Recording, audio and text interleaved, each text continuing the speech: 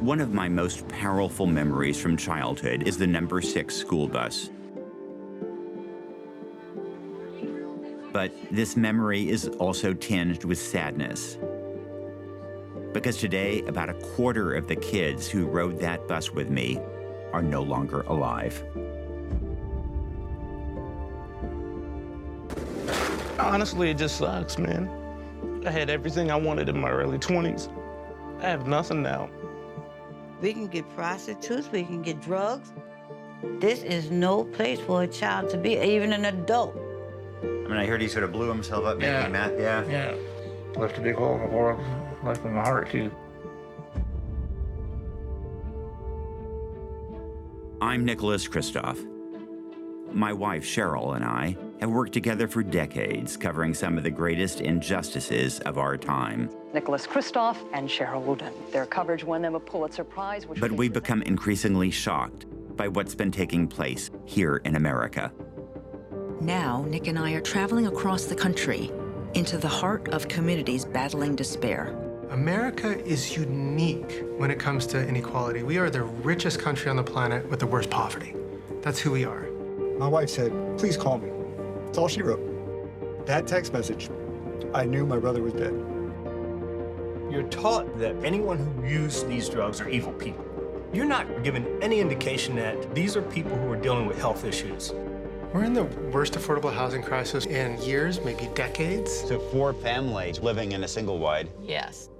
We want to understand how so many people fell through the cracks and what can be done to change things. I'm not rich. I have 2 roommates. I don't own my house. I barely own a running car. But there needs to be people that are willing to say, hey, let me help you. I think it takes a village for someone to succeed. If it wasn't for the support, I don't think I would have just done it. Whether or not there will be opportunity for everyone, that's the question that we're facing right now as a nation. So it's time for a new version of the American dream. One that includes everybody.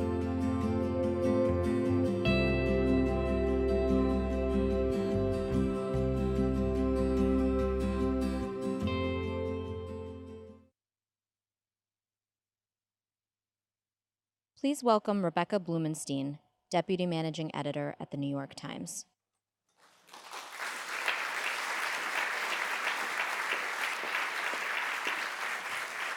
Good evening, and thank you for joining the inaugural event of the New York Times Book Review Live.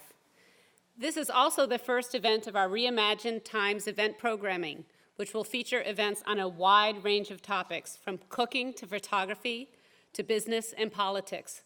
Why start with the book review? It's simple, really. Nothing brings people together like a good book. And Nick and Sheryl have given us a great one to talk about tonight. In the long arc of human history, 2019 has been the best year ever. So began a recent column for the Times by my colleague, the indomitable Nick Kristof. Now you may be wondering, what planet is Nick living on? I confess to asking myself the same question, because when you look at the headlines, it can be hard to feel hopeful. We've got global inequality, a continent ablaze, nations on the precipice of war, and that's just the front page. But if we've learned anything from Nick, it's that headlines often don't tell the whole story. To truly understand what's happening, you have to be willing to dig a bit deeper. And that's exactly what he and his wife, writing partner Sheryl WuDunn, have accomplished with their latest book. I must also add, I was talking to Sheryl backstage, this is their 5th book together. Tightrope tells a story of another America, one that's felled by lost jobs and broken families. Through powerful stories and statistics, it humanizes and contextualizes the chaotic and sometimes grim reality of growing up poor in America. And it forces us to confront the possibility that this poverty is as much a failure of collective responsibility than a personal one.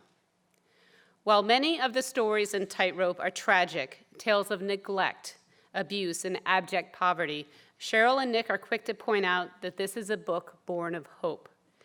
They remind us that for every troubling trend or story of personal struggle, there are reasons to be optimistic, that human progress is a choice, on the part of people and politicians to think bigger, to do better, and perhaps most of all, to understand, to see both the struggles and successes of our fellow Americans as our own. That is what Tightrope asks of us all. So thank you to Sheryl and Nick for this wonderful book, for going beyond the headlines to help us understand the world in all of its complexity, and for giving us more reasons to hope that our best days still lie ahead. Some programming notes before we kick things off. We have a fabulous event planned for you tonight, including a discussion with Nick and Sheryl, led by Times book critic Jennifer Szalai and their guest, Irene Green, from Nick's hometown of Yamhill, Oregon. Feel free to tweet any questions you have for them at NYT Live using the hashtag NYT Book Review Live. But before that, we're going to take a closer look at globalization's impact on working class communities with the acclaimed author, Times columnist, and DealBook founder, Andrew Ross Sorkin. And we'll get to meet a few characters from the book with a reading by actor MaYaa Boateng. Above all, thank you for being here. On behalf of everyone at the New York Times, welcome to Book Review Live. And now, please join me in welcoming Andrew Ross Sorkin to the stage.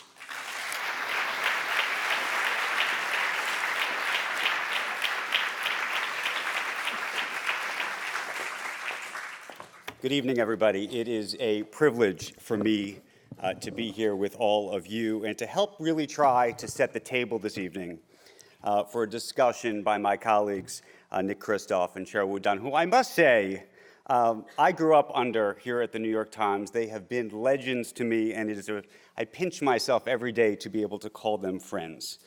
Tonight, we're going to talk about the tightrope of an economy that is America, and that Nick and Sheryl have so brilliantly wrote about in their book. I spend my days covering the intersection of business and policy for the New York Times. And despite the soaring stock market that you may read about or watch on TV and historically low unemployment, the economic success and mobility, and this is important, in this country really is as uneven as ever. And I know you will probably hear the word inequality so many times this evening to the point where you will think it is a cliche. But it is so very true, and to help set the stage, I just want to provide you with a couple of statistics that are just worth thinking about throughout this evening, some of which you may know and some of which you may not. Prime age workers in the bottom 60% of our economy since 1980 have had no real income growth, inflation adjusted. You may have heard that. Incomes for the top 10% during that same time period have doubled, and if you're in the top 1%, they have tripled. But here's the statistic that I think is actually truly profound. The percentage of children who grow up to earn more than their parents has fallen. And here's the stat to think about. In 1970, if you were born in 1970, your chance of doing better than your parents was 90% in this country. Today, it's a flip of a coin. It's 50%. And if you're in the bottom 60% of the economy, that statistic is so much worse. Now, meanwhile, I mentioned at the beginning of this that I cover the world of business, so I cover the world of CEOs.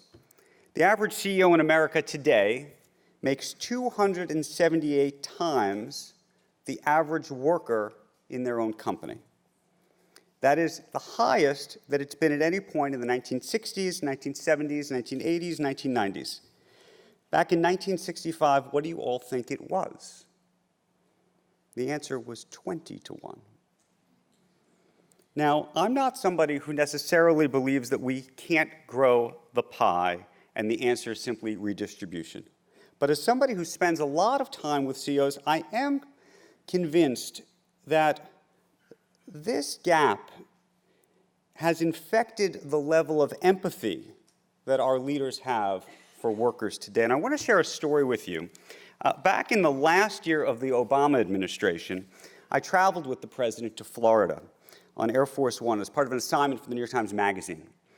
And on our way back to Andrews Air Base, the president called me back up from the back of the plane to the front of the plane to continue a conversation that we were having at that time about inequality. And he said something I thought was quite profound and gets at this idea of empathy and also of community, which I know Nick and Sheryl are going to talk about later. He said the following. He said, when you're talking about the gap between what the assembly line worker is making compared to what the CEO is making, all of these things in the past used to be constrained. And they were constrained by the fact that the CEO and the assembly line worker used to live in the same city. They used to go to church together in that same city. Your kid might be going to the same school as the guy who's working on that assembly line because public schools actually were invested in. And all of these constraining factors have been greatly reduced, or in some cases eliminated entirely. How many CEOs do you know who actually commute by flying? And that contributes to the trend of inequality. It contributes, I think, and I'm still in Obama's words here, to a divergence between how the people who run these companies and economic elites think about their responsibilities and the policies that they promote with political leaders. And that's had, I think, a damaging effect on the overall economy. And I'll never forget him saying that because I think it really speaks to a huge dilemma in the political class and in the economic class that has actually led to so much of this. I'd also argue to you that today there's a misunderstanding of what it means to be poor in our society. My former colleague, Annie Lowry, wrote a piece in the New York Times. It's probably one of the most brilliant pieces I've ever read, and I'd encourage everybody to read it if they can go find it. You can Google it. Don't do it now. But she opened the story with this. She said, is it possible that a family with a car and a driveway and a flat-screen television and a computer with internet connection can be poor? And the answer today is actually a resounding yes. And she goes on to write that Americans, even many of the poorest, enjoy a level of material abundance unthinkable just a generation or two ago. And so you might say to yourself, how could they be poor? And the answer is because the cost of many services crucial to escaping poverty, education, healthcare, childcare, that's actually what's soared over the past 30 years. If you look from 2005 to even just 2014, college education costs went up by 40% in this country. Healthcare went up by over 20%.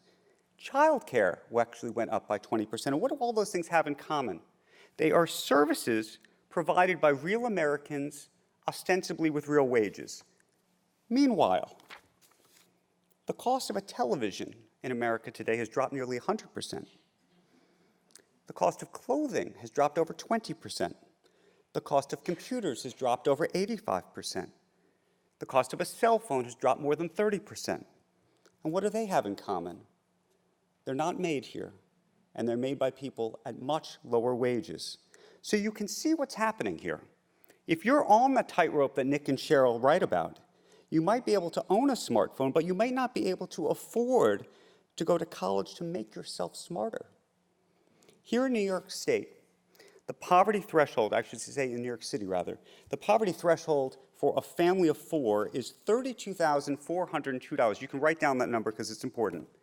If you do the math, if there's only one member of your family working 35 hours a week, and they get 10 days of vacation, including national holidays, if they're paid anything less than $18 an hour, which is higher than minimum wage in this city, and much higher than the national average, that family more than qualifies for help from a food bank today. So I wrote a column, by the way, about this very issue of $18 an hour in New York right before Christmas, and I would encourage everybody in this room to find out what the lowest paid person is in your organization, not just employees, but contractors. And I would push you to use whatever voice and influence you have to see that that number is made higher. There is no reason in a world of such abundance that we can't do better. Before I end and kick it over to Nick and Sheryl, I want to leave you with a thought about the American dream, and I know they will be discussing this as well. But I also want to provide some historical context to that dream. There's more than one vision or view of what the American dream actually is. There is the immigrant story. There is the Horatio Alger story. There is the Steve Jobs in your garage shoot the moon story. But the story that I imagine most people in this room think about is what might be described as the Leave It to Beaver American dream. And this is oftentimes considered the most described dream today. It is a dream of America at its apex. It's a 1950s, 1960s dream of manufacturing at its peak, and the idea that you would do better than your parent, that you'd graduate from school, that you'd get a job, that you'd get a spouse, that you'd get 2 kids, that you'd get a house, that you'd get a picket fence, and you'd get a dog. And that, I would argue to you today, is the dream that's challenged. But I also want to shatter that dream for just a moment and what we think about it. Because there's 2 problems with that dream. One is that it's largely actually a very white dream. The second is that it actually may have been an historical aberration. If you really think about it, after World War II, the rest of the world was out of business. We, the United States, were a monopoly. We were able to charge monopoly rents. It was during this period that the labor unions rose and helped increase our standard of living, and inequality decreased. But guess what happened in 1980? You'll remember I provided a statistic at the beginning of this. That's when wages started to flatline. It's also when the rest of the world came back online and started to compete with us again. It's also when inequality began to increase again. And new technology is coming, unfortunately or fortunately, that is likely to take even more jobs from us in the future, and perhaps the dignity that comes with them.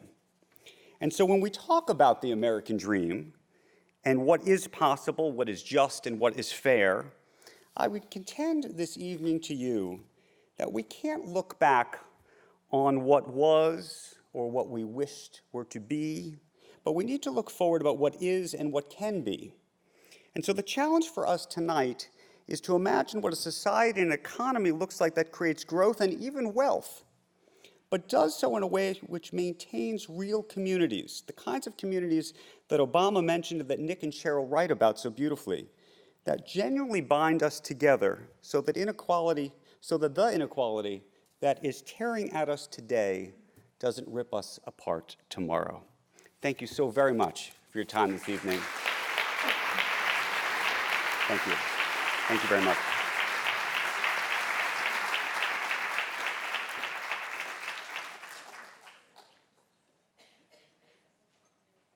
Please welcome MaYaa Boateng.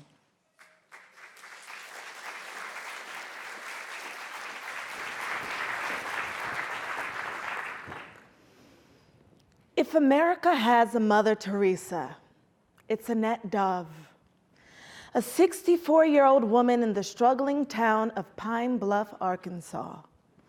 Once called the most dangerous little town in America, Pine Bluff is mostly Black and poor. Annette, an African-American, stout and bustling with purpose, didn't always have a sense of mission. She fell in love in high school, and then she was pregnant. She dropped out at 16 to marry her 17-year-old beau, who drove an ice cream truck. I was head over heels, she remembers, but it didn't last long. Her husband had come from a tough background and used drugs, and he struggled to hold on to jobs. He was domineering and became physically abusive, she says. One day, when Annette was pregnant with her second child, he stayed out at night partying, returning in the late morning to take a bath. "Where have you been?" she asked. They argued. In a rage, he threw her against the wall, fearing for herself and her unborn baby. Annette grabbed a heavy lamp and hit him over the head with it. He toppled, bleeding, onto the floor, and Annette's heart stopped. "I've killed him," she thought. In fact, he rose woozily. Nevertheless, that was it for her. As he reeled, she walked out on him and took the baby with her. Annette earned a degree in special education and took a job as a teacher of disadvantaged kids in a public school, winning renown for her success in turning children's lives around. Entry into her special education classes went from stigmatization to respect, and education officials took note. Annette married a much-loved parole officer, William Dove Jr., and they began helping kids in the community, even taking homeless kids into their home. Then one day, Annette couldn't find her husband in the house. She walked through the rooms calling his name and found him dead in the bathroom of a heart attack. She was devastated, emotionally and financially, but also reminded of her own mortality and life goals. With 3 kids still in school, Annette quit her well-paying day job, found an old, rotten house built in the 1800s that she gutted, and with the help of a man who donated lumber, windows and doors, her savings, and some donated funds, she opened a nonprofit called TOPS, targeting our people's priorities with service. Annette gets a bit of funding from foundations and the local government, but TOPS has always operated hand to mouth. Once Annette had to file for personal bankruptcy to keep it open. In part, TOPS is an after-school program for teenagers who don't have anywhere else to go, whose lives are chaotic and needy. They drift to TOPS each afternoon looking for fun and for food. It was TOPS that helped Kanaya Davis, the youngest of 17 children in the Davis family, learn more about college. And it was in the food line at TOPS that Annette met a sweet boy of 9 named Emmanuel Laster.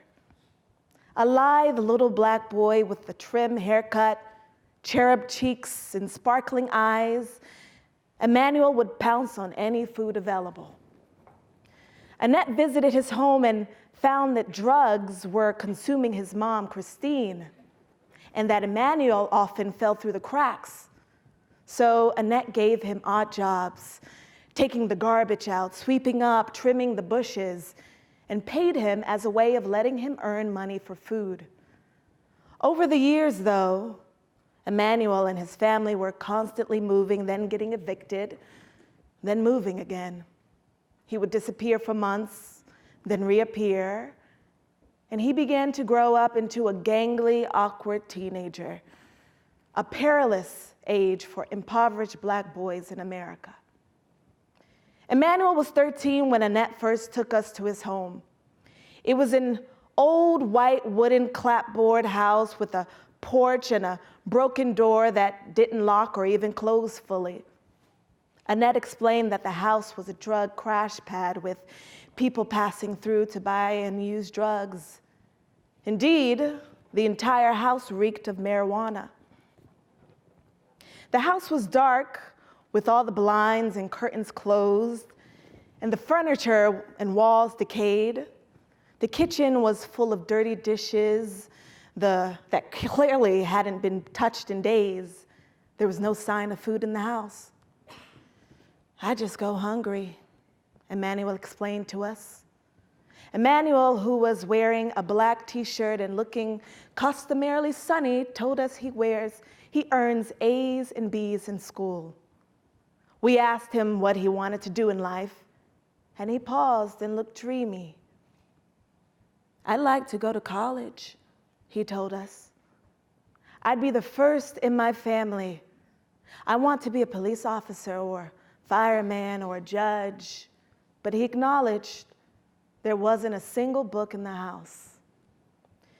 The gangs in the area are involved in the drug trade and begin to recruit boys when they are 13 or 14. He said he wasn't involved in gangs, but he was arrested for shoplifting. I'm not doing that again, he said, embarrassed. He told us his friends carry knives for protection, but that he doesn't, yet. His mom, Christine, showed up then, and Annette Dove introduced us. Christine is disfigured. She has boils and bubbles on her skin. She said that she has struggled with drugs for many years. She hasn't had much schooling and had difficulty writing her name down for us. We asked about utilities, and Christine said proudly that the electricity was working, even though she hadn't paid the bills. "That's why I keep the pit bull there in the backyard," she said, pointing. "Mean critter. He's expensive to feed, but he keeps utility people away so they don't cut our power." The pit bull is also useful in keeping away the repossession teams who periodically come to take the furniture and she buys with down payments. Christine likes to buy on installment plans and then stops paying, daring the repo man to get by her dog. Emmanuel led us to his bedroom, off a dark order at the side of the house, away from the front room where people sleep off their drugs, and a bit safer for that reason. The room has a nice bed and matching chest of drawers and isn't as filthy as the rest of the house, and it also has 3 televisions, 2 large screen models and a smaller one. "That one doesn't work," Emmanuel explained when we asked about them, and any day now they're going to repossess that one.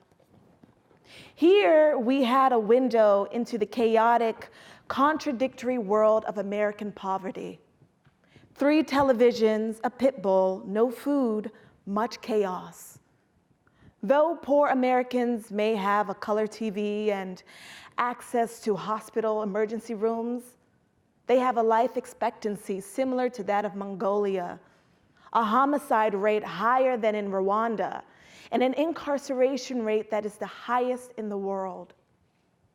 What we found everywhere on our journey, in white communities or Black ones, in cities or rural areas, was that the defining ethos of life in homes, like Emmanuel's, is disorder, dysfunction, despair, and danger. Annette Dove's mission is to nurture kids like Emmanuel and keep them in school and away from gangs and drugs, providing at-risk kids with the kind of support that is routine in middle-class homes. She lures kids to her program with food, games, youth clubs, and field trips. In particular, she focuses on mentoring fatherless boys and offering them the kind of guidance that middle-class boys would often get from their dads.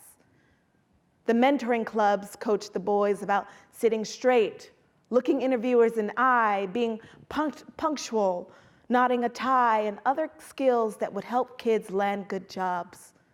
Birth control, alcohol, and dating are discussed, and how to know whether a girl wants to be kissed, along with why it's not cool to kiss a girl who doesn't want to be kissed. We teach about holding hands with a lady instead of grabbing hold of her and touching her all over, explained Mike Dove, Annette's son, and a federal agent with the Department of Labor who oversees the boys' mentoring program and commutes from Dallas in his spare time. When we visited, President Trump had just defended lewd comments about women as locker room talk. So we asked a few boys in the group, what would happen if one of them made locker room comments about a girl? They looked aghast. "Oh, that would be push-ups," Devontae Brown said, shaking his head soberly. He made it clear that the boys had learned better manners than that. Devontae came into the program as a troubled 4th grader and was now senior class president in high school, earning a 4.0 grade point average and headed for college. Of course, it doesn't always work that neatly. Annette coaxes Emmanuel Laster to come daily to the after-school sessions and offers $5 for each book he reads and writes a book report about. For a while, the bribes worked and he was eager. But then he was diverted by fun-loving friends and was caught stealing a CD from a music store. Emmanuel seemed contrite and vowed never to steal again, and for a while, he attended regularly. But then his family was evicted and he disappeared again. Annette feels she's in a tug of war with Emmanuel over the street gangs, and it's not clear who is going to win.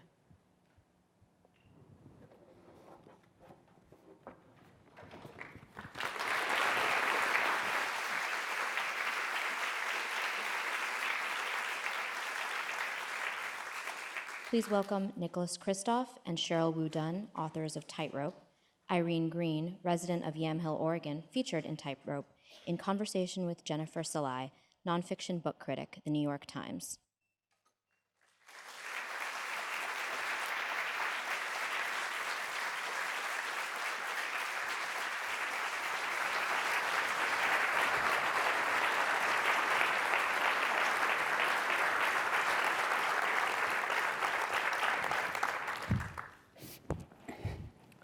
I'd like to thank everybody for coming out this evening. I'm Jennifer Szalai, and you know, I wanted to start off by talking about the genesis of this book project, which it's really interesting for a variety of reasons, but one of the things that struck me was that this is your 5th book together, and your other books have taken you across the world. You've looked at poverty initiatives in Kenya, you've looked at education for girls in China, and you know, this is something that's much closer to home. I mean, it literally is home for you, Nick.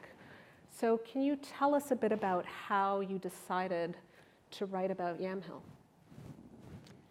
Well, it's partly exactly that. We were traveling around the world covering humanitarian crises, and then we would go back to my beloved hometown of Yamhill, where my mom still lives on the family farm, and we saw a humanitarian crisis unfolding there.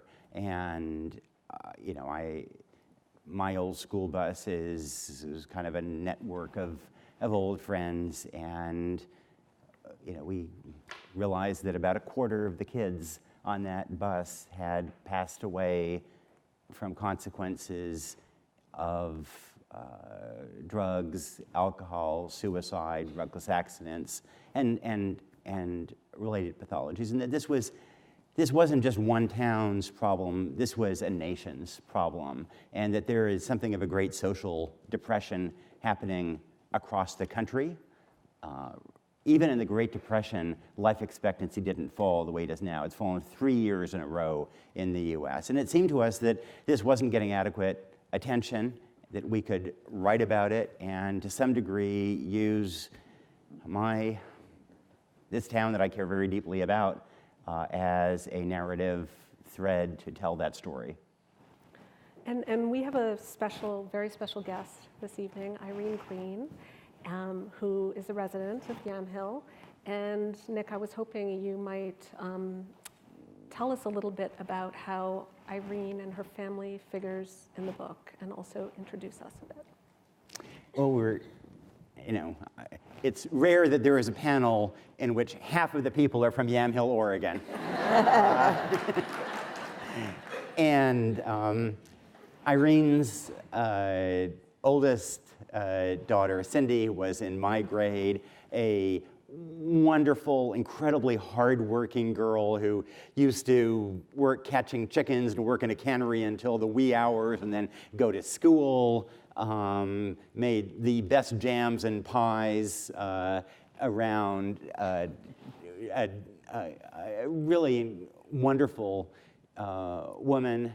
Her brother Kevin ran cross country and track with me. Again, a very good friend. I used to drive him home from school because he lived, the Greens lived near us on a farm, so I used to drop him off after school.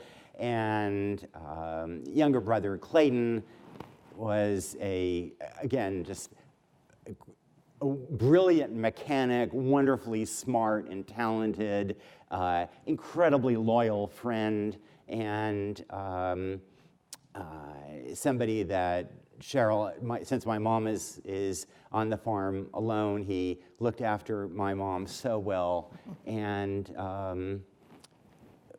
we lost Cindy about 8 years ago. We lost Kevin about 4 years ago, and we were talking to Clayton through the process of reporting on the book, and he was a partner in the project, but unfortunately he passed away a year ago.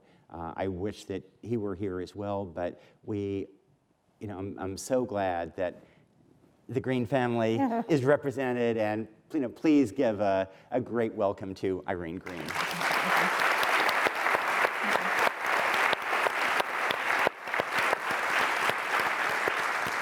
And if I can just add that Irene came to our book party last night, and having just flown in from Oregon, and one of the first New Yorkers she met was Mayor de Blasio.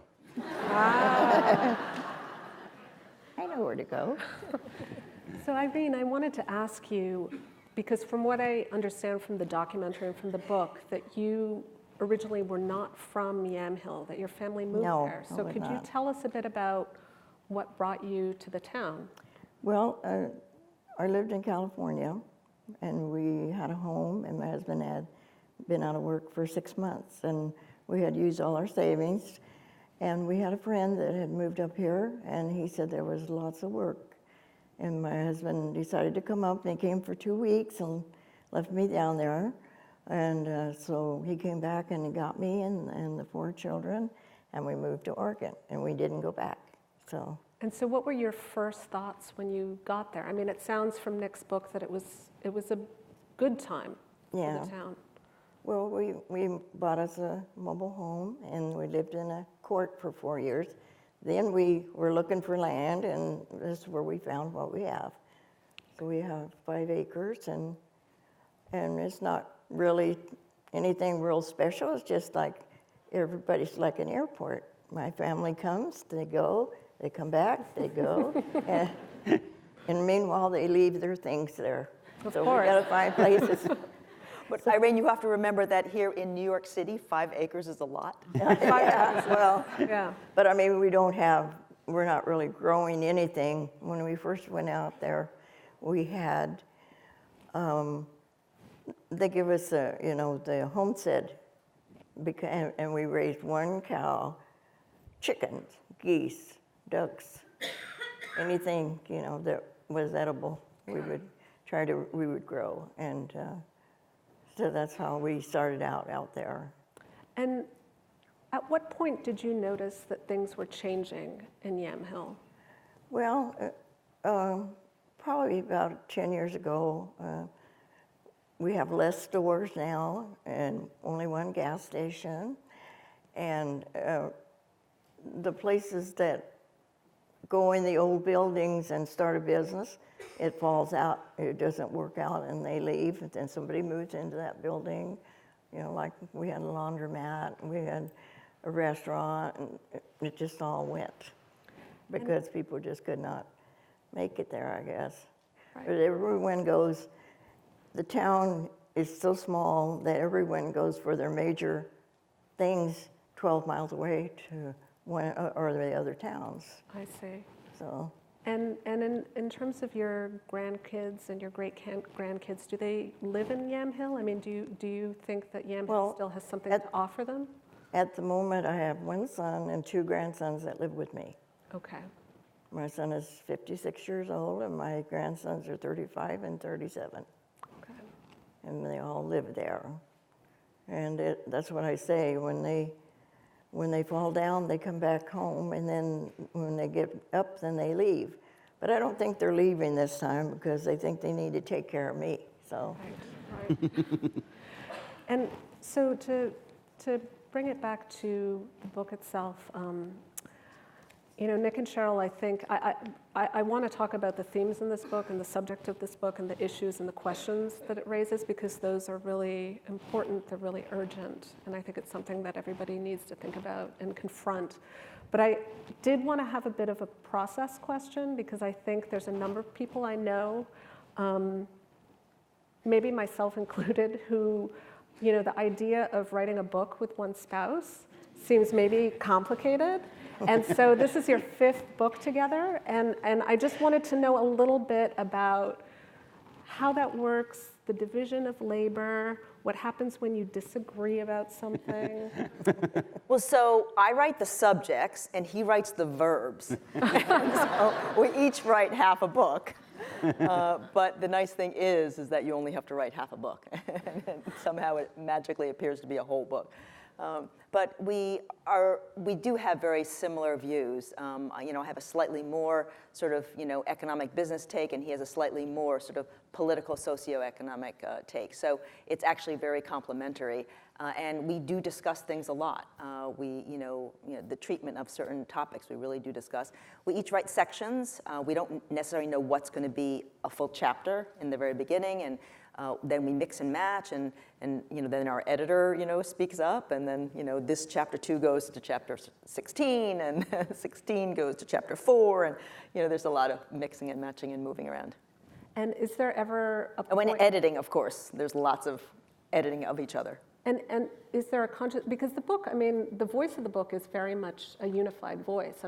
Do you end up going over each other's chapters just to make sure? Oh yeah, no, we constantly totally edit each other. Okay. That's because I'm a former reporter, but we're both sort of have journalistic experience, and so we're just used to being edited. Right. And fair. That's why we're still married. So, one of the things that I noticed in the book from the get-go is that you start off with some really arresting analogies. So you make mention of Dante's Inferno.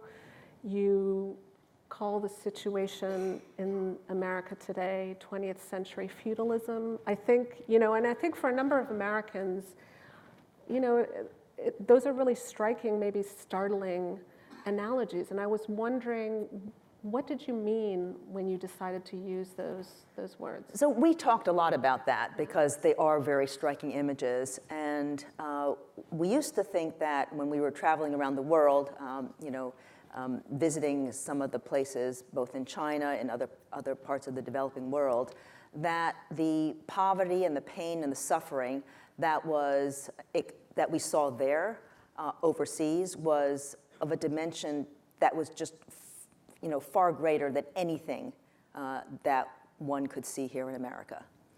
And then when we started learning more about what was going on in our own backyard, you heard about what Annette Dove does and her community, and also in Irene's community, we started learning a lot more about the pain and suffering that people were feeling here. And it really is about the human condition. And it's about just the catharsis sometimes, but also the intense, searing depression that people feel. And so it really is very comparable. It was surprising to us and shocking to us. And if you look back at what is happening in many towns across America, it is an inferno for these people and for these families.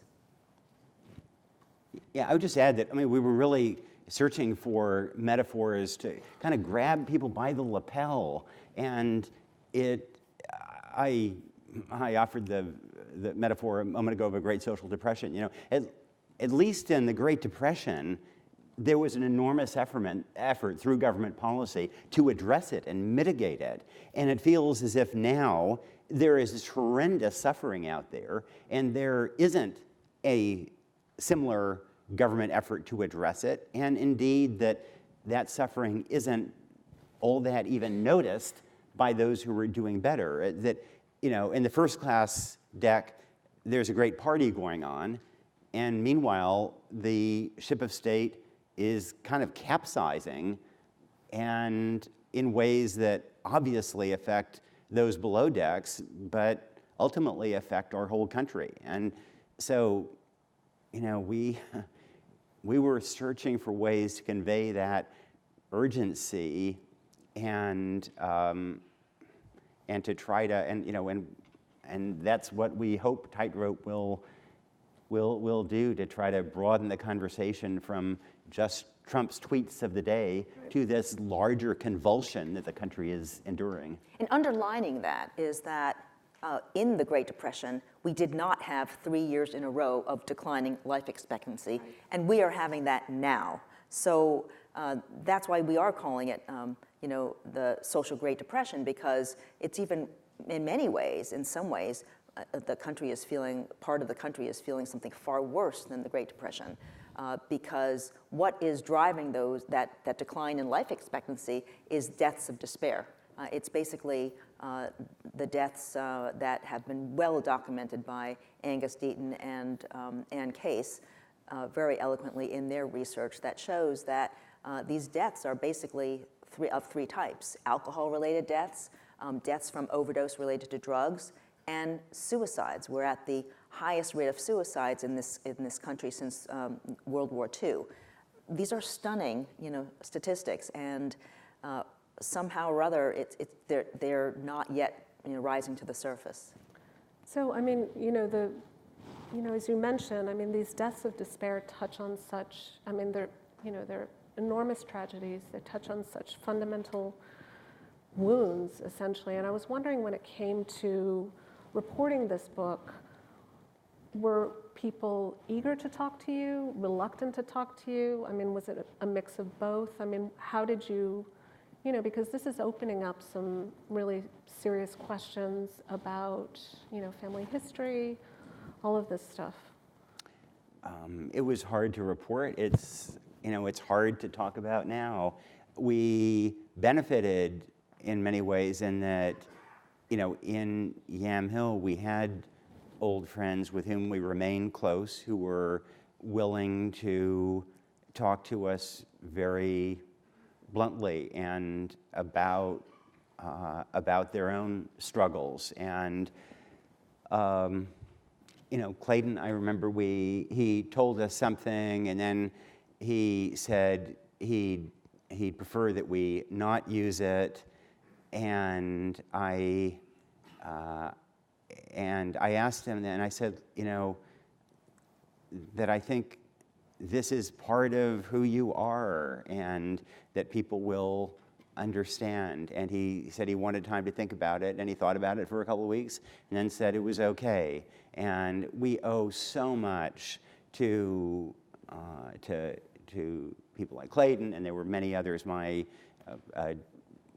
dear friend of mine from the 7th grade, from 7th grade on, Mary Mayer, who Irene probably knows. She, incredibly talented young woman, and she was deeply embarrassed that she'd been homeless for 7 years, and she tried to keep people from knowing it. But we talked about it, and she was willing to tell her story, because she said that when she had been homeless, that people just looked through her. They didn't recognize her. They didn't see her as a human being. And she thought that maybe if she told her story, that maybe readers would understand what happens when people are enduring that, and would see the next homeless person through a somewhat more humane and compassionate lens. And so she was willing to share something that she was deeply embarrassed about, and we are so grateful for their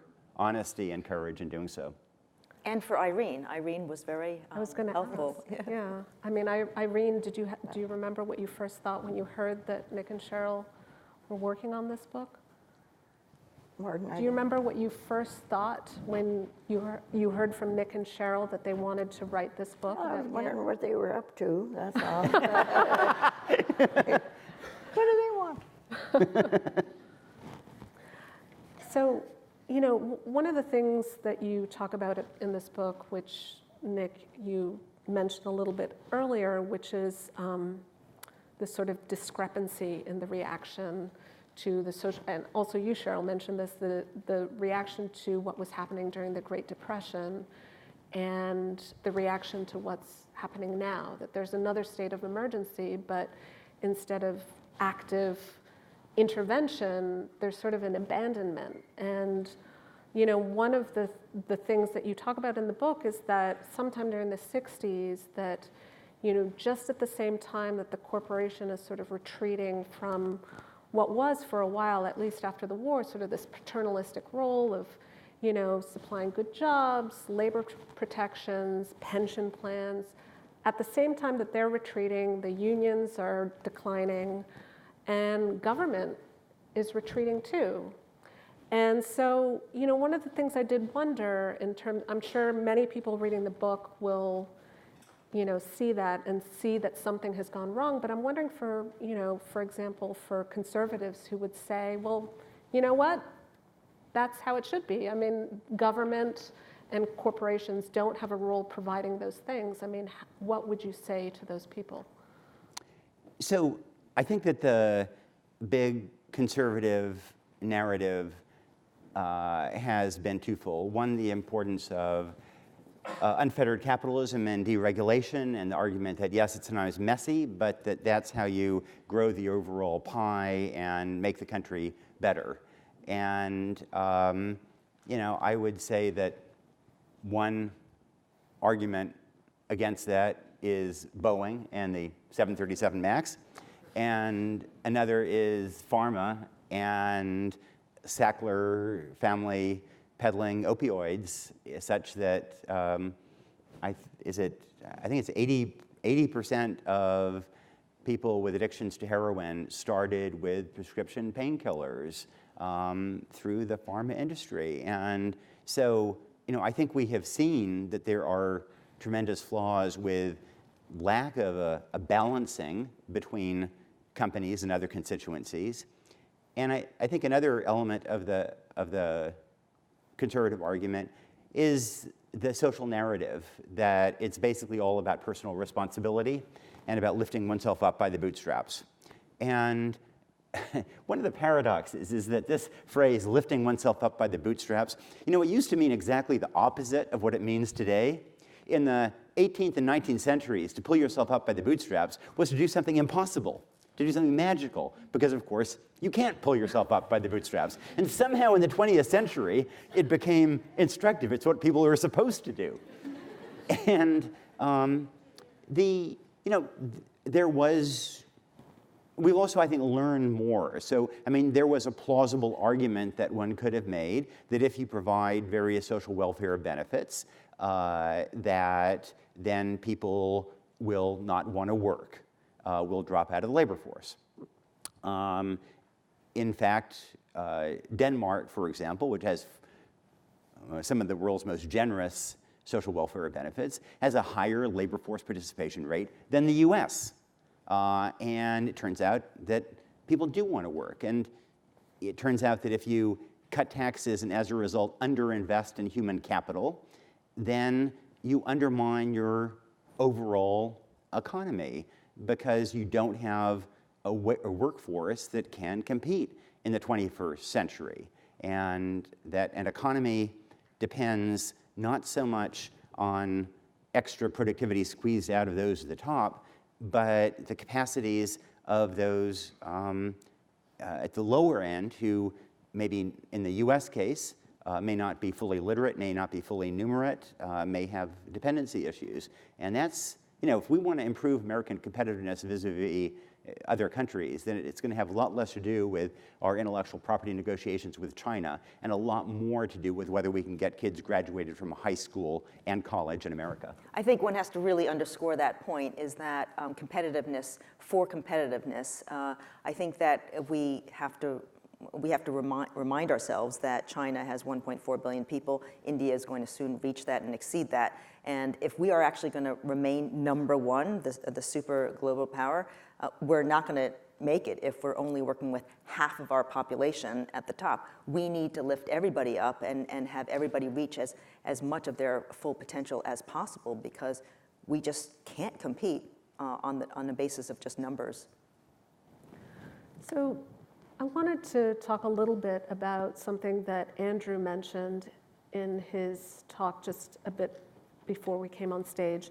And he talked about this idea of the American dream, but he also talked about, and it's something that both of you talk about in the book, the dangers of a false nostalgia, and that there was this idea of this American dream that was also profoundly exclusionary. It didn't include or it didn't include everyone.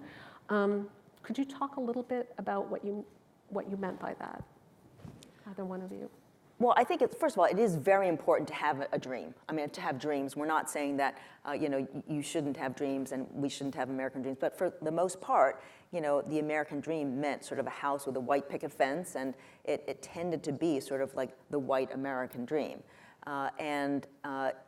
obviously we have multicolors, and I represent one color, and I think it's really important that everybody still be able to have dreams. But for most of the people in this country, that dream is broken, and that's because of the way our education system works. Education used to be the ladder out of poverty, and now that ladder is broken for the people who need it the most. There are many ways that we actually can improve our education system, but we are talking about college access right now, and certainly in the campaign there are many candidates that are talking about college access, and that is very important. But in fact, we also have to talk about high school graduation. In fact, the US has a poor record on high school graduation at this moment. We have about 82 to 84% high school graduation rate. That's terrible. I mean, depending on what numbers you're looking at, in the OECD, we're smack in the middle, number 22 out of 42 OECD countries that are reporting. There are a number of countries that are far better than us. I mean, we're actually about the same level as China has a 79% graduation rate. We have like an 82%. So we need to do a better job. We used to be the pioneer in high school, in mass education. Remember Horace Mann? I mean, he basically, catapulted that whole mass education movement that really gave a huge boost to the economy in America, and now we are just sort of lackluster. And it really started happening in around the 1970s when we had great improvements in high school graduation rates. And then policymaking and a variety of reasons in the 1970s, 80s, and 90s, those rates of high school graduation stagnated, and we need to get back to higher levels. Another thing that is brought up in the book, in addition to education, which is one of the big things, but also healthcare. So what has changed? I mean, since the time that we're talking about. I mean, healthcare has become an enormous part of people's budgets, even if they have insurance. So in the 1960s, for example, we were about in the mid-range of OECD countries in terms of health outcomes. Now we are, and pretty much every other country since then has adopted some kind of universal care system. In some cases it's single payer, sometimes it's multi-payer, but some kind of universal system. And the US is almost alone in not doing so. And the upshot is that we have healthcare outcomes roughly similar to those of Ecuador. American children are 55% more likely to die than those in other OECD countries.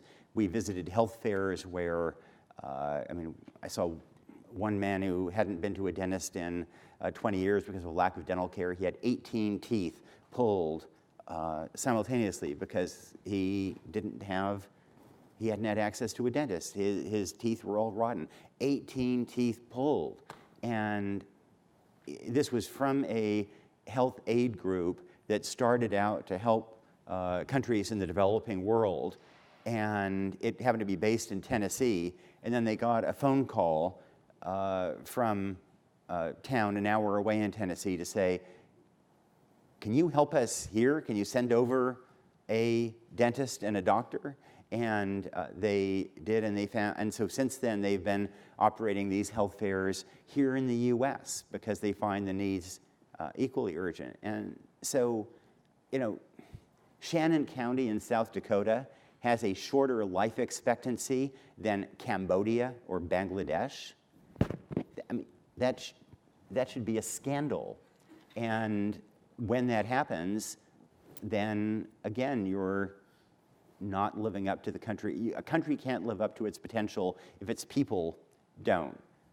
When we wrote Half the Sky 10 years ago, we quoted Bill Gates as speaking to a Saudi audience, and the men were on one side and the women on the other, and Bill Gates, somebody asked him whether Saudi Arabia could be a great tech power, and he said, well, a country can't rise if it has if it only uses half of its labor force. And that's true of gender, but it's also true of socioeconomic status. And, and this is a bipartisan issue, it really is. In fact, we forget that Nixon tried to get through a universal health care program, and it just couldn't pass. But he tried because he had experienced that in his own family, problems with health care. And that's something that you mentioned in the book, that there are certain healthcare actions that the government could take, like Medicaid expansion, that it's either not, state governments are not taking, or they're actually rolling it back. I mean, where is this coming from? Is this cruelty? Is this, healthcare lobby? What is it? What's preventing us from doing something that I think you put it in the book, that it's a no-brainer, essentially? I think that a lot of it is attitude, and that we do have this narrative of personal responsibility, that people should really help themselves and not be lazy. But we often forget that if you take an example, here in New York City, a hedge fund mogul purchased a condo for $238 million, but he's only paying, and this is in prime location, Columbus Circle area, of New York City, he's only paying property taxes as if it were worth $9.4 million. That's a huge subsidy. So why aren't we calling it a subsidy in the same way that when we give Medicaid, or when we give earned income tax credit, those are subsidies as well. Why are we so stingy at the bottom level when we don't say a word when someone's getting that huge a subsidy when he doesn't need it? So a lot of it does have to do with this idiosyncrasy of it's not okay for poor people to get subsidies, but it is okay, and we just call them tax breaks. We don't call them subsidies. And corporates, there are huge corporate subsidies when you want, just like, that's why New York City didn't get Amazon to come here. We were giving huge subsidies that people opposed. And so I understand that logic of trying to oppose giving these corporations big subsidies. But we need to have that more, on a national stage, because it is a conversation we have to ask ourselves, are they really bringing jobs? I mean, we have examples in the book where, for instance, I hate to dump on Boeing, but Boeing actually did get a huge subsidy for building a plant, and then about 2 years later, it fired 5,000 employees. I mean, the purpose was for those subsidies was to make sure that they were hiring a lot of people, but no one's monitoring these subsidies is another issue, the corporate give-backs. People aren't monitoring them. So, if we're going to have a conversation about adding work requirements to Medicaid, we should also talk about, restrictions on some of these corporate subsidies. You asked about gratuitous cruelty. I think it's hard to avoid the conclusion that some policy approaches are just gratuitously cruel. And there are so many policies that we have seen that are evidence-based that would save public money many times over by investing in at-risk kids who have done nothing wrong, and yet we don't make those investments as a society. And this use of this, whatever you think of the personal responsibility narrative as applied to adults, how can you say that about an infant? And when that infant can be expected based on the zip code in which they're born to have substantially worse outcomes, is not because that infant has made some bad choices or shown personal irresponsibility. And so the failure to invest in that child and give them better outcomes in ways that would save public money, I don't know what you call that, but gratuitous cruelty. And I'm also, struck. So in Oregon, because of the Oregon Trail, we're all kind of nurtured on the notion that our ancestors came out to Oregon and showed this rugged individualism, and they lifted themselves up by their bootstraps. And that, if they can do it, anybody else can. You just gotta rely on yourself and your strength and so on. And, in fact, the truth is that, those pioneers were were incredible. They did show rugged individuals, and they were incredibly strong and bold and brave and all that. But they were responding to a government benefit program. They were responding to the homestead legislation. If they got out to the Willamette Valley, they got 640 acres to play with. And so much of our area was shaped by a succession of homestead acts, then by rural electrification, and then by the GI Bill of Rights. Tom and Irene were able to build their first home, I believe, with the GI Bill of Rights. Is that right? Well, no, we had a mobile home when we moved out there. And we had the property and the mobile home paid for in 5 years because we were both working. So, and then we got a bigger mobile home, yeah. So, when we had 4 children and they were getting bigger all the time, so we need more room.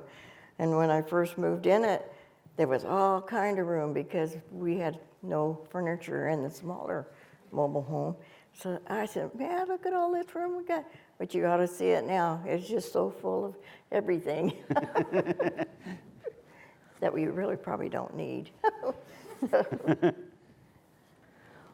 So, I mean, this is directly connected to policy. This is connected to questions of politics. And, I noticed, I don't think this comes up in the documentary, but it definitely comes up in the book, which is the fact that most of the people that you talked to in Yamhill voted for Trump. And so I was wondering, they gave you their reasons for why they voted for him. I mean, a number of them felt like he would drain the swamp. A number of them felt like they were paying taxes to help other people who didn't deserve it. And since then, have you talked to them 3 years into this administration? Do they feel like their lives have changed? Is Trump doing what they expected him to do? I'd say that in general, Trump supporters have remained Trump supporters. I think there's some flinching at the craziness of the tweets and just the craziness in Washington. But what people always say is that the economy is really strong. There are a lot of jobs. I think that if the economy weakens, then I think that he would be very vulnerable. But as long as the economy is strong, I think that they will stand by him. There are more jobs in Yamhill than there were before.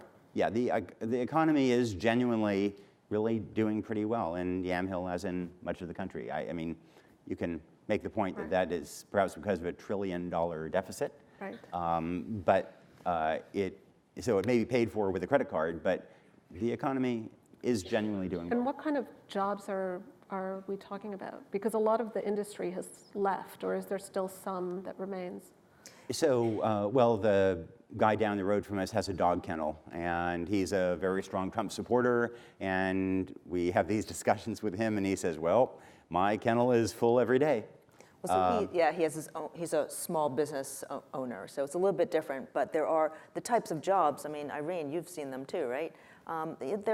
Some of them are minimum wage. They're, jobs working in shops, which, don't pay very well. And so, people can be choosy. So you'll always see a sign, in the storefront saying that, help wanted. But, they start to have to, hopefully, I mean, it's not showing up in the numbers, but, hopefully at some point in time, the wages will start to rise as people, when they really do need workers, they'll have to pay a little bit more. But, I do also think in terms of the Trump voters is that a lot of them also were feeling a lot of pain, a few years ago, and they thought that, Trump was going to break glass and change the system and unrig it. But, that isn't happening. But, some cases people might say, like, there's a lot of farmers out in Oregon, and they're being hurt by the trade wars with China. And so it's more like, well, we'll just wait. We'll see. It takes time. These things, take time to play out. And so they're still giving the president the benefit of the doubt. So I just wanted to ask one last thing before we turn it over to questions from the audience. And one of the things that I noticed in this book, and you've done this in your previous books as well, which is really appeal to people's moral conscience and show why these stories, what's happening right now is a moral crisis. But I also notice, and this is something that I thought was also very interesting, is that there's the suggestion that it's not pure, that it is a moral question, but that also from the perspective of self-interest, maybe, that Americans should be thinking about these issues. And I was wondering if you might talk a little bit about that. We were trying to grab every possible constituency.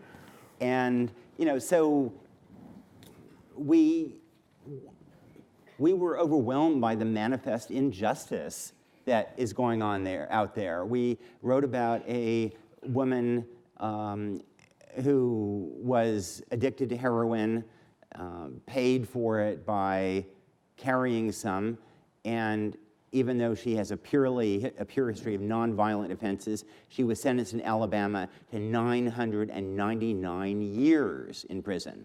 999 years. And meanwhile, the Sackler family has $13 billion from causing infinitely more addiction. And, what is that but just unconscionable? And yet, so for those who care deeply about justice, we will make that argument. But we would also note that the war on drugs and mass incarceration has been a dismal failure and is just ineffective, and that Portugal and the US both had problems with heroin. They took diametrically different approaches. Portugal decriminalized possession of small amounts even of heroin. Since then, the number of people addicted to heroin has dropped by 2/3 in Portugal, and Portugal now has the lowest death rate from overdoses in Western Europe. Meanwhile, the US lost 68,000 people last year from a drug. So whether you look at it from justice and efficiency or from costs, from any metric, we have, it seems to me, we've been often taking the exact wrong path. Sheryl, did you want I think the strongest argument is the competitive argument. I mean, I think that really, if we want to remain competitive, America is great at innovation, and we want to remain great at innovation, but China really is going to get extremely good at innovation. People used to say, there's copycats. They said it about Taiwan. They said it about Japan. There's a huge amount of innovation in these countries. And I do think that unless we can really make sure that every American is operating at its full capacity as possible, all pistons charging, I think that we're just not going to remain number one. And I think that that's a very strong argument that is bipartisan. I just think that it appeals to Republicans and Democrats, and I think that that's a way that we can actually bridge the gap so that we can work together and try and improve the society. Okay, so I think we're going to take questions from the audience now. I believe there are mics. Oh, there are mics coming in each of the aisles. So if you have a question, please come up to the microphone. You can line up if you'd like. And I think there might be questions from social media too, so I might start off with one of those. Okay, this is from Twitter. I'm a New York City public high school special ed teacher, and poverty is the biggest mountain facing my students. Where do I begin to help change policy beyond my school's walls? I think two of the most important things are early childhood interventions, early childhood education, and New York City has in fact made some real progress on that. And the second is improving drug treatment. It is scandalous that fewer than 1/5 of people who have dependencies in America get treatment, even though the research suggests that every dollar put into treatment saves $12 down the road.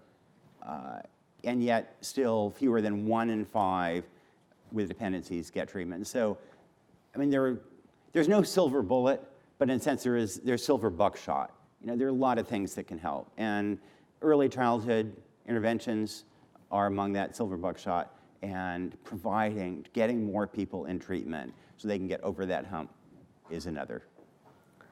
Okay, yes. Hi, thank you so much.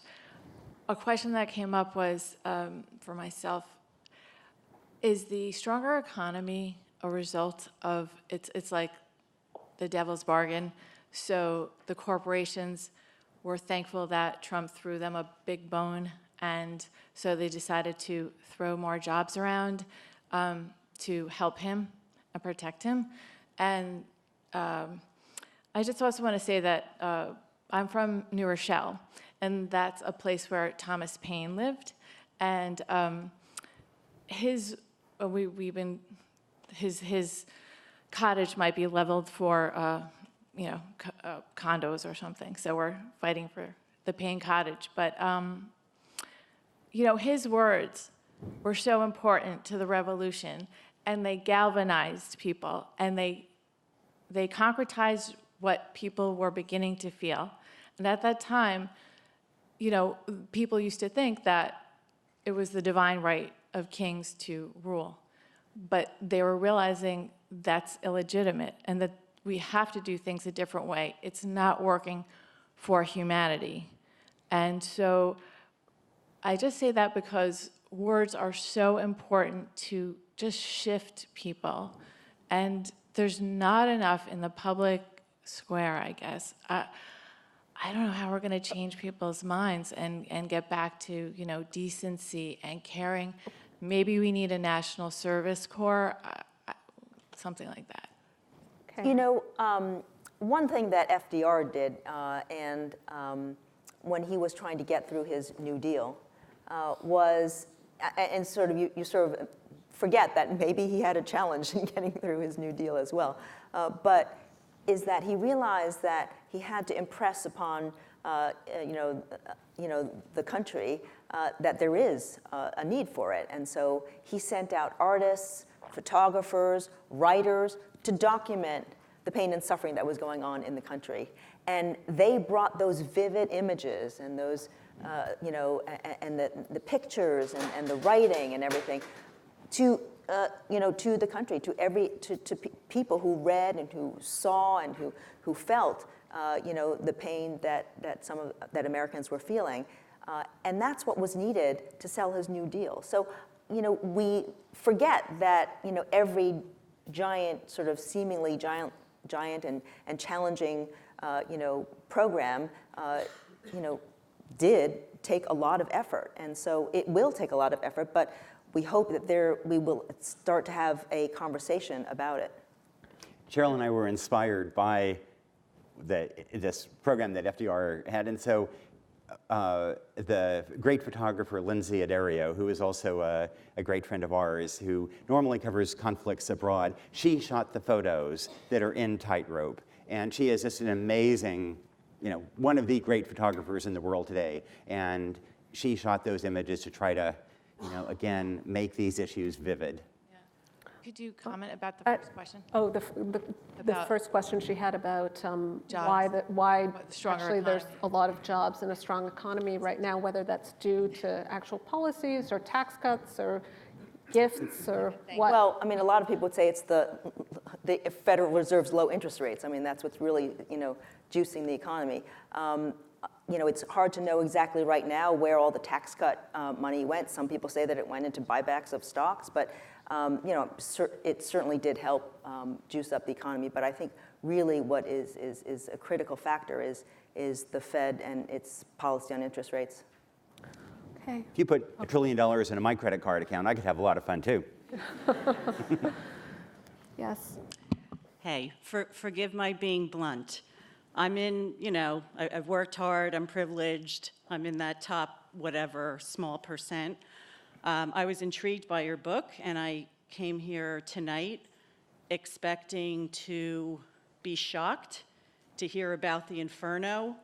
What I'm worried about is we have this huge split in the country, and I want to hear about some of the horrible things that I think you saw that I'm not hearing now. And I would love to, to have you help Irene tell us what does she think about it? Just to get into the weeds a little bit more, if you could. Well, we'll let Irene talk, but then you also have to read Tightrope. I don't. Yeah. I only heard half of what you said, so I'm sorry. Oh, I don't want to put Irene on the spot, but if you want an example of the inferno, it's the family that got on the bus right after I did, the Knapp family who I wrote about. So Farland was in my class. 5 kids in the family: Farland, Zealand, Nathan, Regina, and Keelan. Smart kids, talented. They'd gotten so much better. Farland got a Ford Mustang for his 16th birthday. We were all jealous of him. Farland died in 2009 after years of problems with alcohol and drugs. Nathan blew himself up making meth. Zealand died in a house fire while he was passed out drunk. Regina died of hepatitis from needle use. And Keelan survived because he was in the Oregon State Penitentiary for 13 years. What do you call that but an inferno? The 2 boys that I walked down to the bus with every day were on my stop. Bobby is serving a life sentence in prison in Colorado, and Mike is homeless in McMinnville, Oregon, living in the park.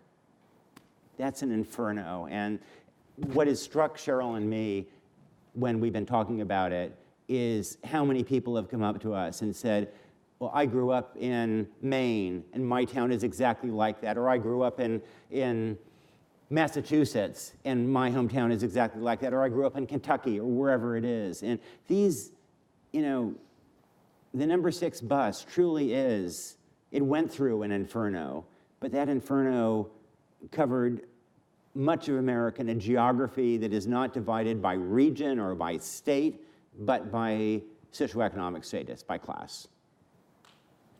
And do they feel forgotten? I mean, I'm trying to understand what are we missing? We've got these 2 halves. Nobody seems to understand each other. Is that what it comes down to? That there's just privileges in some places, not in others, so we need to give them financial resources? It's not, people don't want sympathy, and they don't want handouts, they want dignity. And the dignity often that comes with a decent job. So in the 1990s, there was, so Yamhill is basically lily white.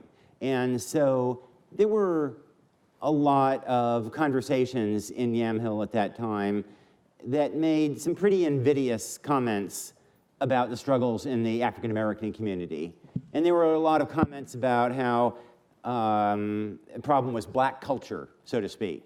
And if the problem was deadbeat dads, the problem was family breakdown, drug use, et cetera, et cetera, et cetera.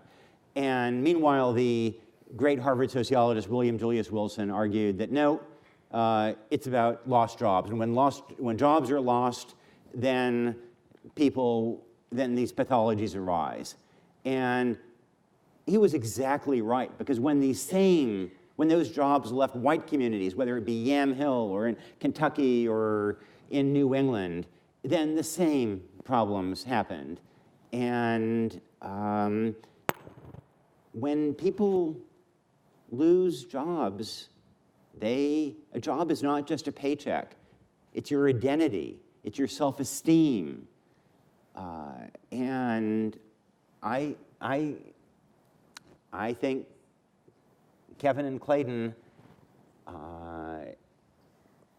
struggled with the fact that they had trouble finding the kind of great jobs, great union jobs that their dad had had. It's also really important to note that there is a crisis in capitalism. Capitalism is a living, breathing model. We write rules, and we should be able to rewrite rules as we see things don't work. when you look at what's happening now, basically capitalism is working for the upper half, the upper third, the upper tenth, the upper 1%. But it's not working for the bottom, which means that there's no opportunity for people at the bottom. Now, is that what we built this country for? No, we built it for America being the land of opportunity. And so when you actually look at what can be done, we need to write rules better. The tax cut, really, to go from whatever was 32% to 21%, in terms of the corporate tax rates, and when Amazon, I love Amazon, I use it all the time, but when it pays zero tax, and then also on top of that gets its loss carry forward so that it actually has a negative tax rate, that's something that you really have to question. Is that right? And so I think we have to re-examine, capitalism isn't something that should have no rules. Unfettered capitalism actually is bad. We saw it in part in China when, it was so unfettered that people were taking, making up their own dog food that had, poison in it, and they were feeding it to dogs, and, the dog food was actually being shipped to the US, and, dogs here in America were getting sick. That's unfettered capitalism. We don't want that. But at the same time, we also don't want to hurt and harm Americans, which is what it is doing as well. It's just that you don't see it as vividly as you do when dogs get sick. So I do think that there is a way that we have to actually re-examine, how we actually correct the rules. An economy should be very flexible so that if something is wrong, you should be able to tweak it. It shouldn't be so rigid and fixed that that you can't recorrect or rejigger the course. I'm just thinking it's the day of our book launch, and what is the company that Sheryl chooses to announce? Amazon. So Jeff Bezos isn't here. Okay, so we have time for 2 more questions over here. Thanks. So I have 2 quick questions. One, could you just talk, Nick, about you grew up in the neighborhood, and you've talked a lot about stories of, some sad stories. Can you just speak into the mic a little more? Oh, sorry. I was just interested about your story. We've heard about people you grew up with and what's happened to them. Could you talk about how you, got, your path, how you, made it from there to here? And one other quick thing, while you guys did the book, what was the most interesting thing or the thing that you learned that you had no idea, really you were going to come across when you started the project?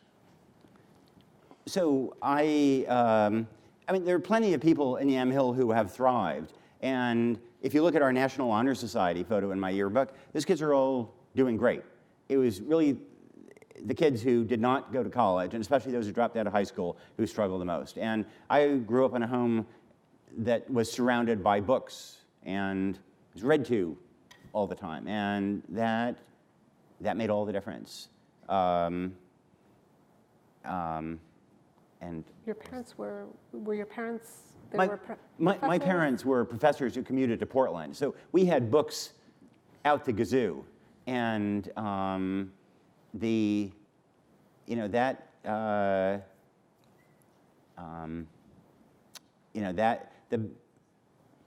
it's hard to think of a better metric.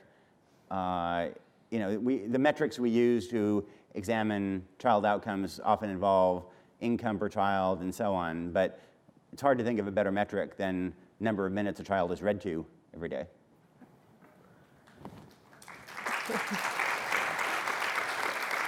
And then... Thank you. I'm 25, and I'll be beginning medical school in the fall. And I'm going to graciously include myself in the we of this statement, but one thing I think about a lot is that I think medical professionals, we sometimes congratulate ourselves for the care that we provide, but absolve ourselves of responsibility for the cost that it incurs on patients. And furthermore, I think that medicine generally is tangentially related to a lot of the things we've discussed tonight: violence, drug use, health generally, lifestyle.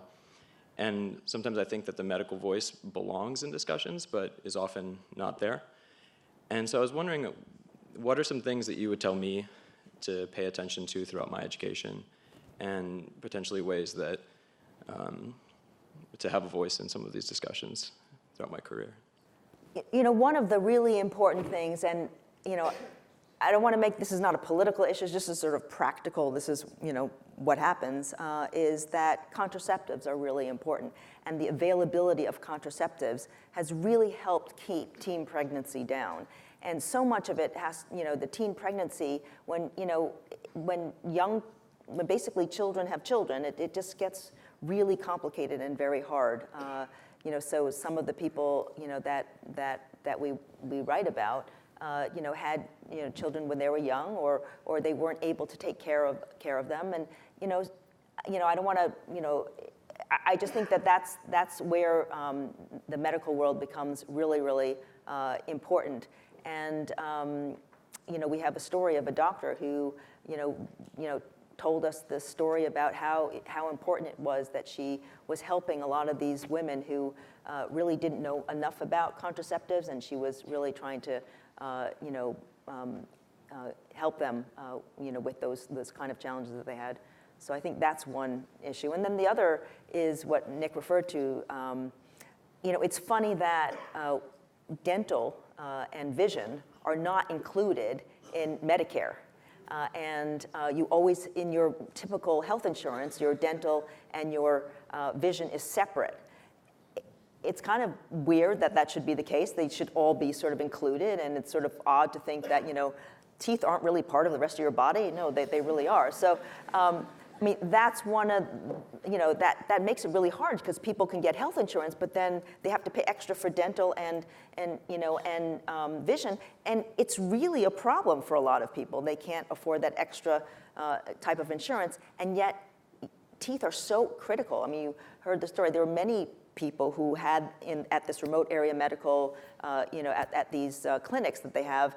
There are many people who have about 16, 17 teeth taken out, just pulled out. And, you know, I was talking to one afterwards and said, how do you feel? You had like all your teeth taken out. Oh, I feel so good. It was so painful. And I just, you know, there was a story that one of the dentists said that, okay, I get told that you get, you know, 3 sets of teeth. You get the one when you have your baby teeth, and then you get your adult teeth. And he was talking to a 21-year-old who had come in to say, okay, you can take out all my teeth now, because I'm going to get my 3rd set of teeth. What's that? Dentures. She was 21. And it was just something that her family did. And you know, he was saying, no, I am not going to take your teeth out, because this is dentures. You do not want dentures. And so then he said, but you're just going to go to as many dentists as possible until someone agrees to take out your teeth, right? She goes, right. And, you know, so he had to let her go because he refused to take out her teeth. So, I mean, some of these, you know, problems that, you know, are in the medical world. Well, thank you. I said at the beginning that we wanted to shake people by the lapel, but we don't want to, you know, we've been talking about a lot of grim things today. And we want to be clear that it's not hopeless, and that there are ways, there are toolboxes that can help solve these problems. And Sheryl just gave one good example, that the US managed to reduce teen pregnancy by 61% since the modern peak in 1991. And you know, that's confronting hormones and a million other things, and yet by using evidence-based policies, we were able to achieve that. Homelessness is about as difficult, obdurate a challenge as one can think of. Yet, because the US decided that veteran homelessness was intolerable, so the Obama administration took it on, and we reduced veteran homelessness by about half. Well, on the streets tonight, there will be about 100,000 kids who are homeless tonight in America. If we found child homelessness to be similarly intolerable, we wouldn't be able to reduce that 100%. We could reduce that by half using the same strategies we took to reduce veteran homelessness. So the problem is not the tools we have or the strategies. The problem is our political will and our willingness to notice and confront these issues. If we notice them, if we will generate the will to address them, we can solve these. Thank you, Nick, Sheryl, Irene, and thank you for coming. Are we going to get up now? We'll make it. Thank you so much. Thank you. Okay.